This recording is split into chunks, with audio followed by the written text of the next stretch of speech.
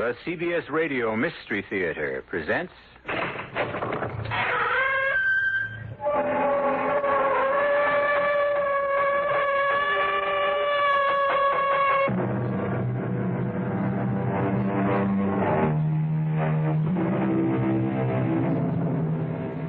Come in. Welcome. I'm E.G. Marshall. I invite you now to join your imagination with that of Edgar Allan Poe, so that together you can create a tale of intense horror, to say nothing of mystery. You would have no better companion for such a joint venture, surely, because in all the world there's never been a more accomplished master of the macabre, the terrifying, the grisly. Master, did I say? Correction. Genius. In proof of which, listen. Come, Elvira. Let's go to our cabin and get a good night's rest for a change. I'm tired of walking this deck in the fog. Chilled to the bone. I don't want to go to our cabin, but... well, there's no place else, I suppose. My dearest, you must get over your fear of that oblong box in Cornelius Wyatt's cabin. This wild fancy of yours that it's a coffin. Well, whether it is or not, I don't like our cabin being directly across from Wyatt's, and I... What is it? There, at the rail. Wyatt and a woman. And the woman is not his bride, Rachel. No, I can see that. But who is she then? Unless I'm mistaken, Will. Unless I'm very mistaken, she's the woman in the oblong box.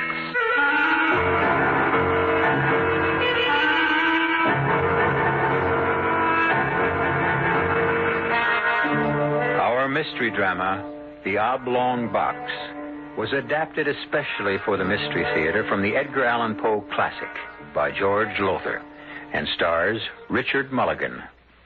It is sponsored in part by Buick Motor Division and Sign-Off, the sinus medicines. I'll be back shortly with Act One.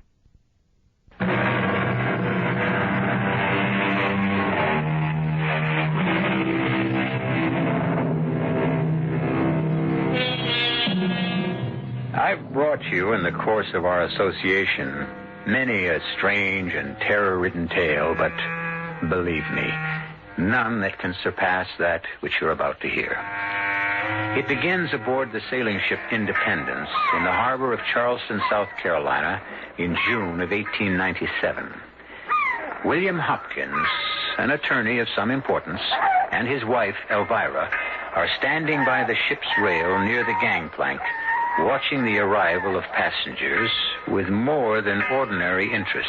Will, it's close on departure time. Are you sure Cornelius Wyatt and his bride will be aboard? Oh, it said so in the Charleston Herald yesterday, and I checked the passenger list, which plainly states Mr. and Mrs. Cornelius Wyatt, cabin C and D. The cabin's directly across from ours.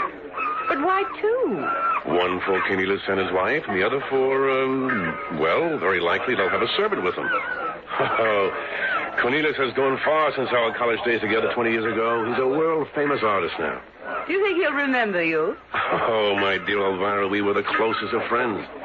I must admit, of course, that we didn't keep the friendship up through the years, but... oh, yes, he'll remember me and well. And there, by heaven, there he comes. Where? Where? The carriage that just came onto the dock. The man in it is Wyatt, and the woman at his side must be his lovely new bride, Rachel. But what in the world is in that wagon behind him? Will, it's a coffin. No, Elvira, no. That oblong box doesn't contain a corpse. It contains a priceless painting, a copy of Leonardo da Vinci's Last Supper, done by his student Rubini. It's priceless. How do you know all this? The newspapers. There were several stories about Wyatt buying the painting and having a carefully boxed for the voyage to New York. Well, it certainly looks for all the world like a coffin to me. You must remember, dearest, the painting is 6 feet long and 2 feet wide and requires a box of that size. Wyatt and his bride are coming up the gangplank. I can't wait to see his face when he discovers his old friend Will Hopkins aboard. All right, mind handle that box with care, will you? You hear me with care. Oh, I'm anxious to see the face of his bride. That's a pretty heavy veil she's carrying. She's beautiful, absolutely ravishing. Why, Will, you met her. You know her. No, but I know Cornelius Wyatt. He could never stand an ugly woman, not even a plain one. Oh, no, nothing but the most beautiful of the female sex for good old Wyatt. You fools, careful, I said. Incompetent idiots. I'll speak to Captain Hardy about this. And you, sir, where can I find Captain Hardy? I'm afraid I don't know, Cornelius. Cornelius? You address me with a familiarity, sir, that I don't... Well, hold a moment. You're... Will Hopkins. Your old college friend, Will Hopkins. Oh, yes, so you are. Well, you certainly don't seem very happy to see me again after all these years. No, most happy. Great pleasure, but I'm a bit upset at the moment. Good Lord, sir, what are you brainless sailors doing with that box? Damn it! I said keep it on an even keel and right side up. Oh, come now, Wyatt. There's no damage done, and certainly a few bumps won't harm the painting if you practice securely, that is. The painting? The copy of Da Vinci's Last Supper you bought your bride as a wedding gift. It is what's in the box, isn't it? It's certainly not a corpse, Wyatt. No, of course not. And speaking of your bride, aren't you going to introduce me? Oh, good heavens, I forgot my manners. My wife, Elvira. Dear, this is my old friend, Cornelius Wyatt. How do you do? How do you do? My wife, Rachel. How do you do? Now, you will excuse us. I'm sure we've got to go at once to our cabin. You mean your cabins, don't you, Mr. Wyatt? You have engaged two. We'd expected you to have a servant, Lord. No servants. Luggage. Our luggage will go into the second cabin. But you don't have enough luggage for... Oh, the oblong box, of course. You'll need the extra cabin for that. Come along, Rachel. Oh, no, but wait now, Wyatt. Wait a moment. Surely we're going to have the pleasure of seeing your bride. I mean, won't she raise her veil so we can look at this beauty you've married? Why, yes, I dare say.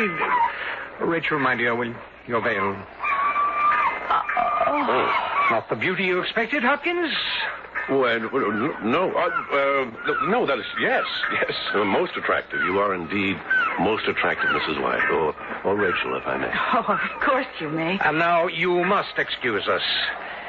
You men with the box, follow me, will you? And please be careful. Take care of it, will you? Take care. Take care of that. Well, it's right.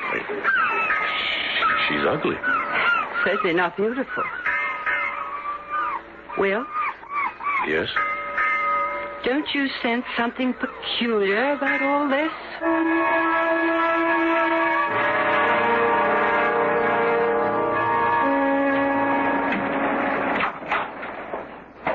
Will? Something wrong, Elvira? The oblong box, it's in their cabin. In the same cabin the Wyatts occupy? Yes. How do you know? It seems to me Wyatt's gone out of his way to keep their door closed at all times. Well, just as I was coming down from my stroll on deck, their door opened, and I saw Rachel go into the other cabin to get something from their luggage, I suppose. And before Mr. Wyatt could close the door, I saw it. The box. But that makes no sense. These cabins are anything but spacious. In fact, they're downright tiny. That box must occupy practically the entire cabin. Well, it does. That's why it took Mr. Wyatt some moments to close the door. He nearly fell over the box.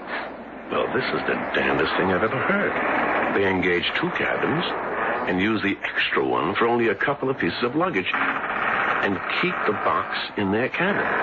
Well, it's idiocy, unless... Yes? That must be it. The painting is so valuable. In fact, Elvira, it's beyond price. Wyatt wouldn't even run the risk of letting it out of his sight, which reminds me... What do you say we have a look at it? You mean asked to see it? Of course. I'm not much on art masterpieces, but, well, a copy of The Last Supper done by one of Da Vinci's own pupils. Something to see, Elvira. Come along. Well, Will, are you sure? I mean, yes, I'd adore seeing it, but your friend, Mr. Wyatt, wasn't exactly friendly, you know. Oh, nonsense. Come along. Old Wyatt was in a bit of a stew, that's all. What is it? Your old friend, Will Hopkins, Wyatt. What do you want? Well, nothing, Wyatt. Nothing at all, if you're going to continue to be so standoffish. Well, I didn't mean to. I'm sorry, Hopkins. Really, I am. It's just that... Well, I've had a good many problems these past few weeks, and my nerves are a bit raw, I'm afraid. I'm truly sorry. No, I am. Sorry I said what I did. After all, I ought to know you better. I would ask you and your wife in, but as you can see, there's scarcely room to move about because of the box. Oh, that's what we came about, Mr. Wyatt. Meaning what, Mrs. Hopkins? Why, Will thought you wouldn't mind if we had a look at the painting. Oh, I see. And can we? No, I'm sorry. It's out of the question. You see, I had to adopt extreme precautions in creating it, especially to guard against the dampness of a 6-day voyage to New York. The box is sealed. If I remove the lid, the seal will be broken. Sealed?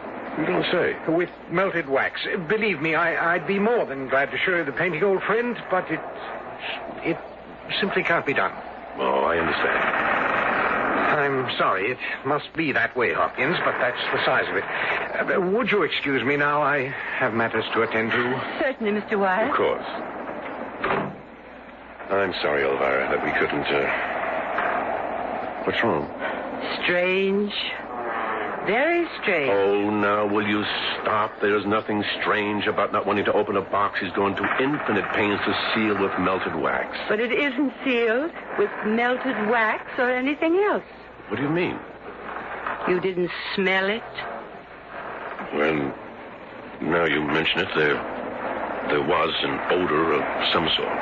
Yes, an odor of some sort.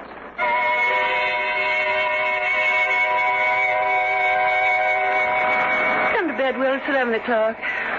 Don't know, Elvira. Thought I might take a stroll on deck before turning in. Oh, no. Do you think that's wise? There's a gale blowing. Elvira, when it comes to exaggeration, no one can match you. I'd hardly call that a gale out there. A stiff wind, perhaps, but not a gale.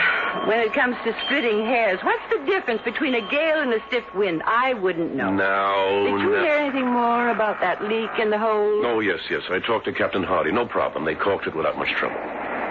Strange, though, that... All right, I'm sorry. But it is strange that this ship was in dry dock for 3 weeks being recaulked before we sailed. Oh, it's the kind of world we live in, Elvira. Nobody cares about doing a good workmanlike job anymore. I'm going on deck for around 10, 15 minutes. Oh, do be careful, Will. Don't get blown overboard by that stiff wind. Oh, don't worry. What? Will? But what is it? Well, this is the damnedest thing. The damnedest thing. What? Wait a minute, wait. Well, I'll be... Will Hopkins, if you don't tell me what you... Rachel Wyatt. She just came out of their cabin, looked up and down the passage to be sure she wasn't seen, and then, Elvira, she went into the cabin where they keep the luggage. Well, maybe she needs something out of it. Then why did she lock the door? Locked it? Locked it. And why did she look up and down the passage as if she were doing something secretive? Well, since I'm no longer permitted to say I think something is strange. Shh. Listen. What is that? It's coming from the Wyatt cabin, and it sounds to me as if Wyatt's prying off the lid of that oblong box. You're right. That's exactly what it sounds like. Exactly what it was. Then it couldn't have been sealed. I told you that. But why would he lie? Especially to an old friend. Well, Will, I may be given to exaggeration, but you are naive. Cornelius Wyatt no longer considers you an old friend or even a friend. He doesn't want anything to do with you. As for why he lied because he doesn't want you or me or anyone else to know what's in that box. What's really in that box. Shh, listen. What's that? What's he saying? He's crying as if his heart would break. This is terrible. Poor Wyatt. He's in agony, Elvira. Yes, I can hear him. Poor man. Will, what is he crying over? It can't be the painting, even if it had been damaged when those sailors bumped the box. Elvira, it can't be that. It isn't. Isn't? I told you I've had this feeling all along. This sense of something. You know. And now I'm sure. It isn't a painting that's in that box, Will. It's a corpse. A corpse? And the question that I've been asking myself all along is, whose corpse?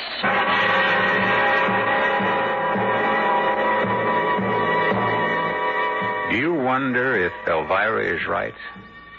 Surely it would seem so. For how else explain the... Hopkins will forgive my use of the word, I trust. Strange goings-on in the Wyatt cabin. As it happens, I know the answer, since I've read the Edgar Allan Poe story. If you haven't, you must wait till I return shortly with Act 2.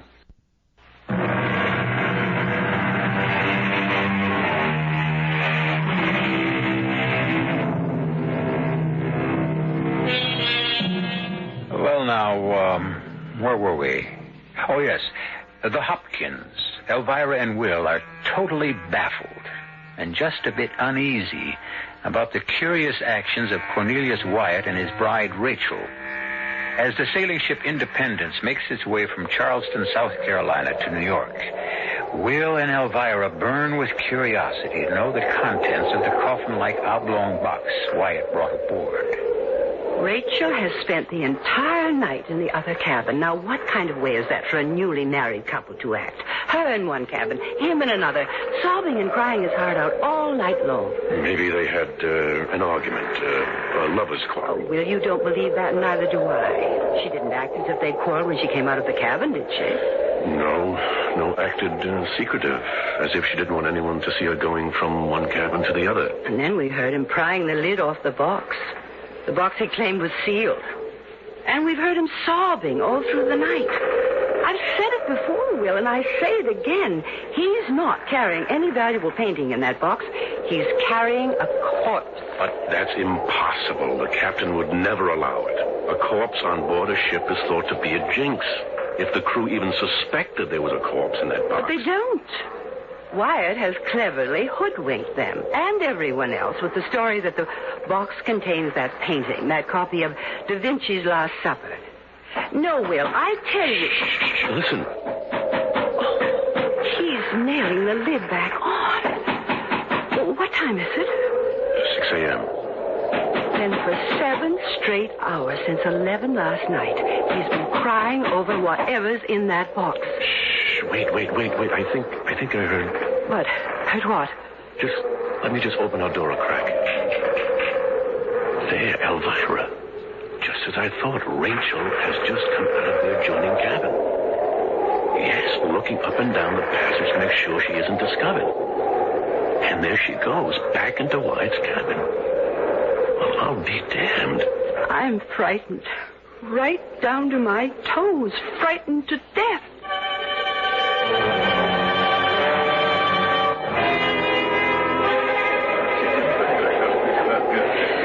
Will, how can you eat and so ravenously? Because I'm hungry. What did we come up to the dining saloon for if not to have a good breakfast? Well, I can't touch a thing. After the goings-on last night and now hearing that foremast split and we're... What do they call it? Hove to? Only for a few hours, probably. Shouldn't take longer than that to repair it. Say, these eggs are tasty. You ought to try them. I don't know how you can eat. Because I'm not letting this oblong box business get me down the way you are. How aren't you? You can see I'm not. And you know why? Because I've decided to take the bull by the horns and find out what is in that box before this day is out. That's why. And how exactly do you propose to do that? Don't know yet. Got to figure it out. In fact, I think I just have. What do you mean? Wyatt and his bride have just come into the saloon, see? Yes, and they've seen us. They've changed direction and headed for that table way over in the corner instead. Listen, I'm going down to their cabin while they're having breakfast, and I'm going to find out what's in the box. Oh, no, you can't do that, Will. What if they discover you? That's where you come in. You're going to see to it that they stay right here in the dining saloon till I get back. Well, how can I possibly Just go over to their table and start a conversation and keep it going till I return. Oh, Will, I can't. You can. They're just ordering breakfast, all right? All right. All right, back in 20 minutes or so.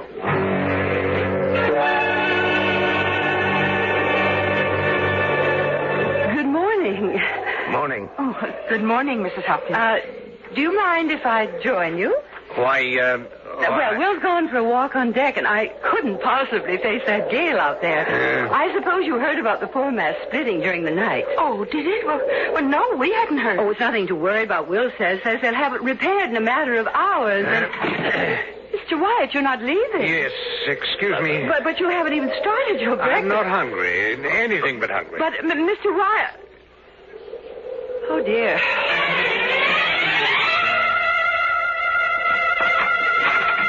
What in the...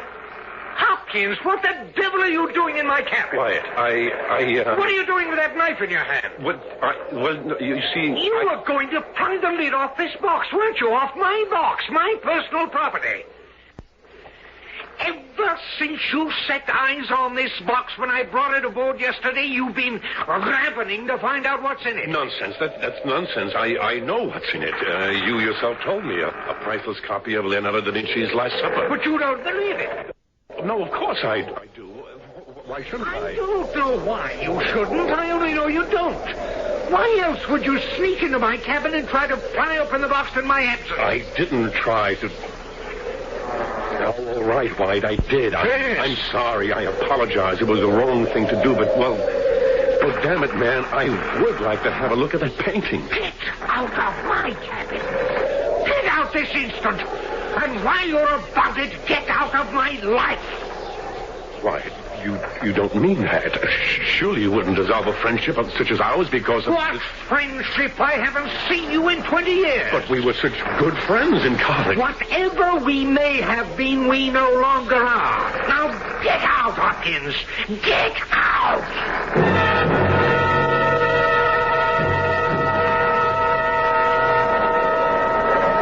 Mrs. Wyatt, how nice to find you here in the lounge. Oh, Mrs. Hopkins. Reading Godey's ladies' book, I see. Yes. I don't know about you, but I don't in the least care for the latest styles. Do you? Oh, well, they're all right, I guess. Oh, my dear, with all your money, I should think you'd be intensely interested in fashion. Though I did notice, you'll forgive my mentioning this, won't you? An older woman giving advice to a younger sister. I did notice that lovely, expensive dress of yours could fit a little better. Proper fitting is so important, don't you think? Oh, yes. Yes, I just didn't have time to get it fit properly before we left Charleston. Oh, you don't mind my mentioning it, do you? A little sound advice from an old married woman. Oh, you're not old, Mom. Mrs. Hopkins. I mean old married. Married many more years than you and Mr. Wyatt. In fact, you're not married even a week, are you? Oh, a few days or so. Happy days, I'm sure. Oh, yes. And nice? Mr. Wyatt. Mrs. Hopkins? Your dear wife and I were just discussing... I would prefer, Mrs. Hopkins, that my wife and you discuss nothing, either now or at any other time. Why, Mr. Wyatt... I have already made plain to your husband, as I'm sure he will inform you, that I no longer consider him my friend and wish to have nothing whatever to do with him. And that, madam, applies to you as well. Come, Rachel. Yes, sir. I mean, Cornelius.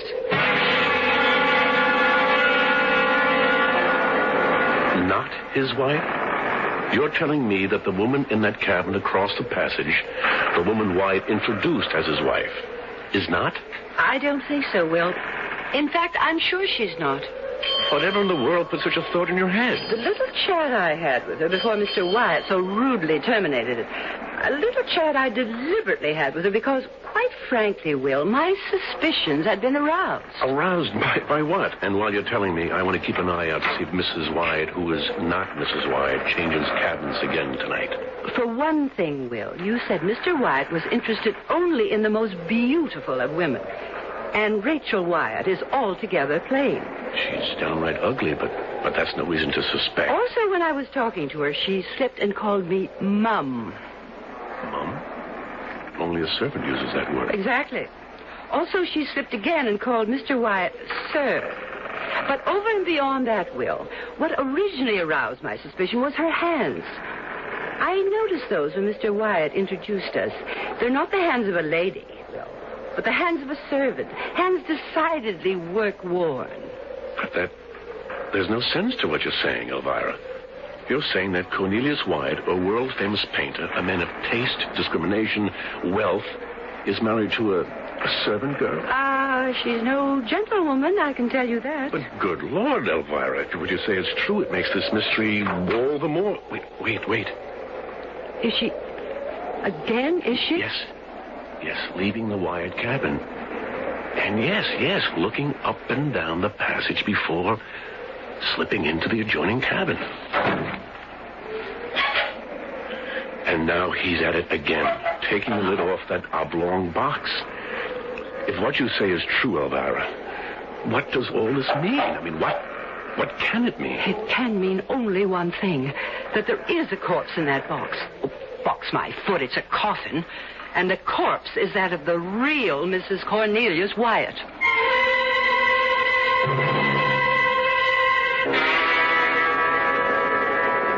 We'll come to bed. It's no affair of ours. Maybe not of yours, but it is of mine. If Wyatt's in some sort of trouble, if he needs help and for one reason or another is shy of asking for it, it devolves upon me as his friend to assist him in any way I can. After what he said to you and me... Oh, one must make allowances if the trouble he's in is so serious, so unbearable, so... Elvira, I'm going over there. To his cabin? Oh, Will, surely not. Yes. Well, it's 3 o'clock in the morning. I don't care what time it is. It's the least I can do, the very least. Will, listen. I'm going over there, I tell you. All right. I know you better than to try and stop you. Just let me get my robe. You stay here. Oh, no. I'm not letting you go over there at 3 in the morning alone. You ask me, that man is dangerous. Dangerous? Wyatt, don't be silly. Don't you? There. I've got my robe on. If you still mean to go, then let's go. All right. Come along. I'll knock. Wyatt? Wyatt, it's me, Will Hopkins. Open up. Wyatt, do you hear me? It's very quiet in there, not like last night when he spent the whole night crying and sobbing and carrying on like I don't know what. Wyatt? Let's go in, Elvira. Will, the cabin's empty. And so is the box. What? Look, the box is open and there's nothing in it. Neither a painting nor a corpse.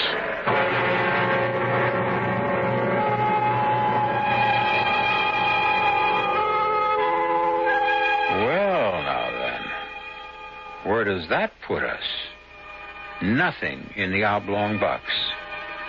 Neither the priceless copy of Leonardo da Vinci's Last Supper, nor, as Elvira Hopkins seemed to suggest, the corpse of the real Mrs. Cornelius Wyatt. Baffling? Mystifying? I should say. And I'll have more to say when I return shortly with Act 3.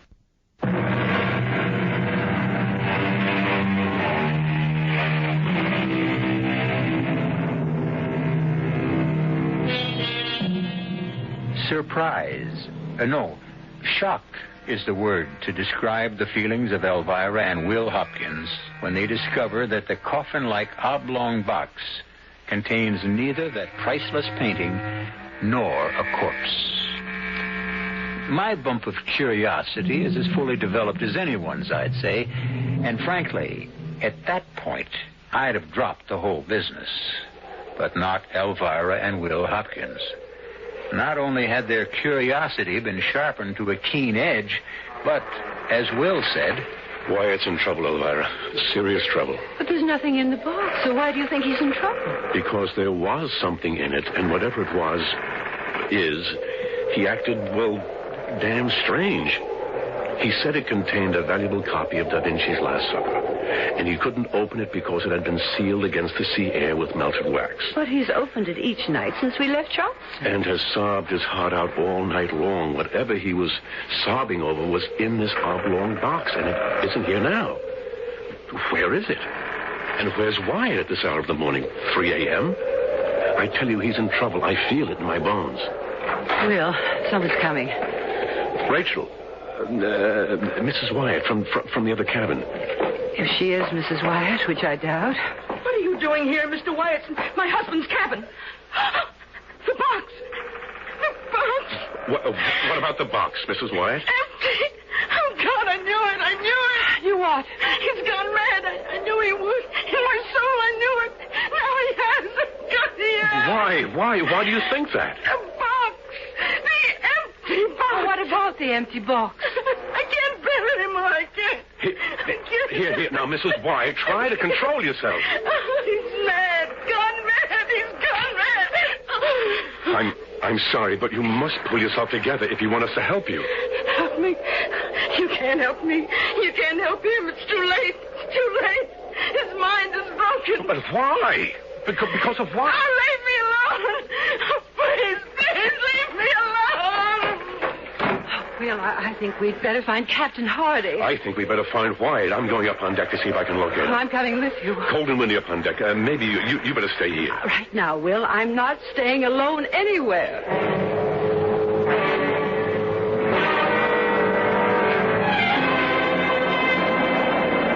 Oh, you were right. It's cold and windier than I thought it would be. Here. Put my jacket around. No, Will. I'll be all Do right. as I tell you for once. Oh, yes, Will, yes.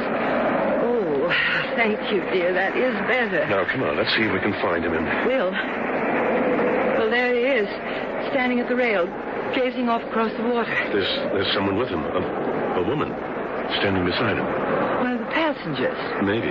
Only, if it is, I've never seen her before. Well, I didn't get a good look. Well, you will as soon as that light from the port side lamp falls across her face again. There. Yes. Oh, I see her clearly now. Well, I've never seen anyone so beautiful. She's ravishing. She's that, all right. Absolutely lovely face. That long blonde hair blowing in the breeze. No wonder he was holding her close to him. Arm around her waist and... Oh, look. Kissing her now. Well, that's one for the books. It's the woman he came aboard with, the woman he claims is his wife.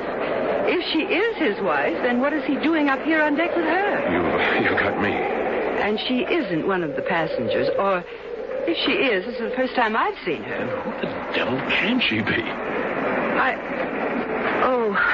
Oh, good Lord. Elvira? I think I'm going to faint.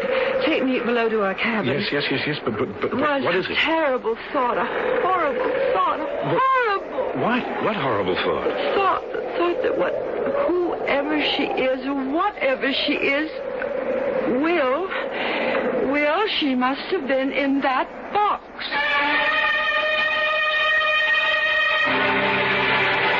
Madness. Absolute madness, Elvira, to even think such a thing.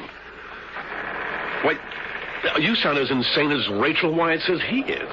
The woman in that cabin is not Rachel Wyatt. Oh, come now, Elvira. The truth, the plain, simple truth, staring us in the face is that the woman on the deck with him is the real Mrs. Wyatt. Or what? Oh, don't tell me again. Just please don't tell me again what you think. Elvira, it's too horrible. Someone at the door. What? 3:30 in the morning. Yeah. Thank you. What is it? One of the crew handed me this. There's a note from Captain Hardy. He wants to see me in his cabin at once. Urgent, he says. Well, at this hour of the morning it must be.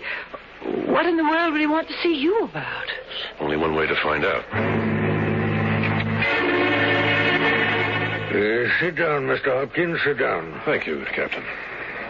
Mr. Hopkins, as you know, we've had nothing but bad weather and bad luck since leaving Charleston Harbor 3 days ago.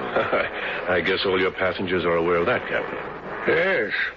We sprung a seam. The foremast developed a bad crack. And there have been other problems which, frankly, I've concealed from the passengers so as not to alarm them. It's understandable, but... I will tell you in all confidence, Mr. Hopkins, in confidence, man, that we couldn't manage to caulk that seam properly in these heavy seas. It's getting worse.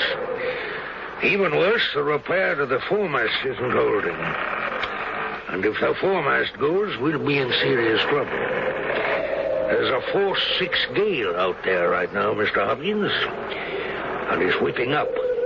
But, Captain, why are you telling me all this? What can I do? Well, you can tell me something that I need to know, that the crew needs to know. It's got them worried. I still don't... Mr. Hopkins, I'm given to understand that you are a very close friend of Mr. Cornelius Wyatt's. Mr. Hopkins, what is Mr. Wyatt carrying in that oblong box? copy, a priceless copy of The Last Supper by Leonardo da Vinci. Have you seen it? No. Well, the crew are beginning to think that it contains a body, a corpse. And that because of it, this ship is jinxed. Yes, I'm aware of the superstition. I find myself in a position where I must assure the crew that their suspicions are unfounded. Accordingly, I ask you to go to your friend at once now and get from him the truth of what is in that oblong box. If it's the painting, well and good. And if it's a corpse? Well, then I shall be well within my rights as captain of this vessel to take proper action. And that would be? To consign the body to the sea.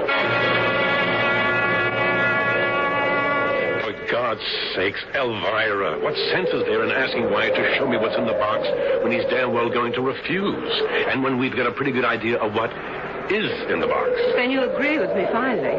You think it's a corpse. I don't. I think it's the woman we saw on deck with Wyatt. And you know the thought that crossed my mind about that. A thought too horrible, just too revolting, gruesome even to contemplate. Who would take a corpse on deck? Who would make love to a corpse? A madman would. A man who'd gone out of his mind. If you ask me, Captain Hardy's worst fears have been realized. The foremast is broken. Will, that bell. Will, isn't that the signal for the boat station? God help us, it is. Oh, Will, what's going to happen to us? What are we going to do? Head for our boat station, that's what. Come on. Oh, wait, my jewelry. The hell with the jewelry, woman. Come on. Now, who can that be? Oh, Mr. Hopkins, help me. Help me. Mrs. Wyatt. I'm not Mrs. Wyatt. I'm not his wife. I'm only a servant. Mary, servant. Oh, help me. He's gone mad. Not his wife, his servant. Hers. Rachel's brother. Her servant. So she died within 2 days of her marriage. Died within 2 days? He went out of his mind with grief. He didn't know what he was saying or doing. All he knew, all he could think of was they'd planned this voyage for their honeymoon, and there was no stopping him. He would take her on the honeymoon he promised. Take her dead or alive. Take her dead. God in heaven, how right I was. How horribly right. Never mind that now. We're wasting precious time. Come on. We must get to the lifeboat. But what about him? Him? Wyatt? Yes, he's in there now, sitting beside her coffin. I tried to tell him we were in danger, but he wouldn't listen. All right. I'll see what I can do. Elvira, you and Rachel, Mary, whatever, get to the boat. Oh, but you... I'll join you. Will. I promise I'll join you, but I must try to save Wyatt if I can. Go now, the two of you. Go. No, not without you. Remember, I'll not go without you, Will. Wyatt. Yes? Wyatt, the ship's in danger. It may be foundering. That bell you hear, it's a call to all boat stations. Oh. Wyatt, stop sitting there staring at a corpse. Corpse? The corpse, the body of your wife, your dead wife. She's not dead, Hopkins. That's what they said, the doctors, but they were wrong. Only sleeping. She's only sleeping, Hopkins. And soon she'll wake up very soon now. Wyatt. Isn't she beautiful? Isn't she the loveliest creature you ever seen on this earth, Hopkins? Will you listen to me? The ship is foundering. If we don't get to the boats, we'll drown. Wyatt will drown. Drown? Did you say drown? Yes. Oh, no. Drown. No, Hopkins, she'll not drown. Not my Rachel. Rachel, dear. Can you hear me? Wyatt, what are you doing? Come, darling. Time to wake up. Sweetheart. In heaven's name, man, she's dead. Rachel. Dead, do you hear me? I can't wake her. Deep asleep, in a deep sleep, Hopkins. And help me. How? Lend a hand. I've got to get her on deck into a lifeboat. Can't let her drown. Give me a hand here. You're not going to try to get... What else can I do? She's sound asleep. She's dead. Dead. There. She's sitting up. Oh, good Lord. Now we'll just... Hopkins, if you'll only just please help me to get her out of this box. Wyatt, come to your senses. There. She's on her feet. Oh, my Lord. In a deep sleep. But that's all right. I'll walk her. We'll walk her up to the boats. Get your arm around her, Hopkins, on the other side. No. Hopkins, I can do this alone, but it would help if you... No. Damn it, Hopkins! Will you please? No!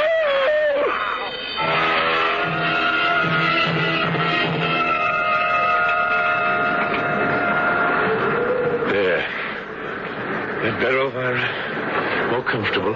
I'll be all right, Will. A lifeboat isn't expected to be the most comfortable place in the world. Mary. Oh, thank you, sir. I'm all right. She's going down, I think. The ship getting lower in the water. Captain, is she? Yes. Foundering. Look! Oh, look! What is it, Mary? It's him! Mr. Wyatt, there on deck! You see? Oh, no. Oh, he's brought a corpse on deck. Look, he's propping it against the rail, his arm around it. Oh, he's kissing it. Will, how gruesome. Beautiful. Beautiful, though, in a way. Somehow beautiful. Beautiful? How can you say that? Because to him, she's still alive. And if there is a life after death, she must know that few men have ever loved a woman as he loves her. She's going now. My ship. Going. And they with her. Please, God, be with them. Please.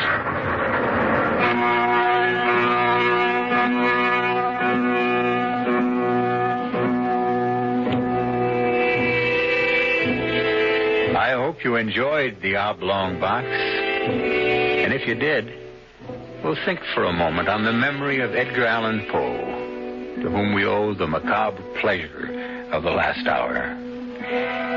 Like Oscar Wilde's, his was a life of torment that came to a tragic end. Yet, out of the crucible of his torment and tragedy came infinite pleasure for others. Something to ponder on, I think. Don't you? I'll be back shortly.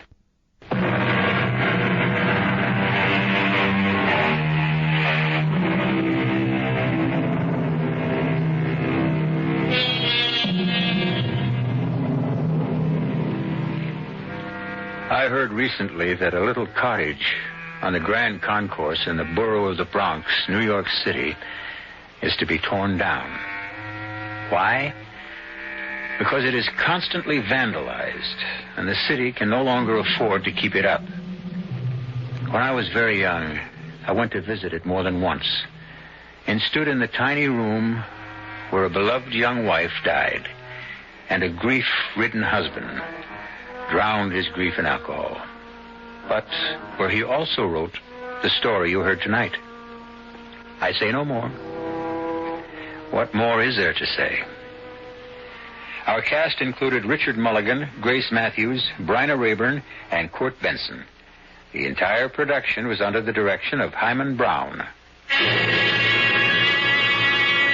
And now, a preview of our next tale. Go on. I don't know that I can. I've never understood what made these people what they were, but this I know. There are angels on this earth and there are devils. And you, madam, I say it to you, even in your dying moments, you are a devil. I don't blame you for looking at me like that. I spoke on impulse. I'm ashamed. Ashamed? You are the first man who has ever dared to... Berenice. Stay away. Stand back. Don't touch me. Only listen. You will be haunted by the magnet that drew you to me. The weapon with which I ruined your life and will destroy you. My smile, Ernest. My smile. No. Look at me. Radio Mystery Theater was sponsored in part by Sign-Off, the Sinus Medicines, and Buick Motor Division. This is E.G. Marshall inviting you to return to our Mystery Theater for another adventure in the macabre.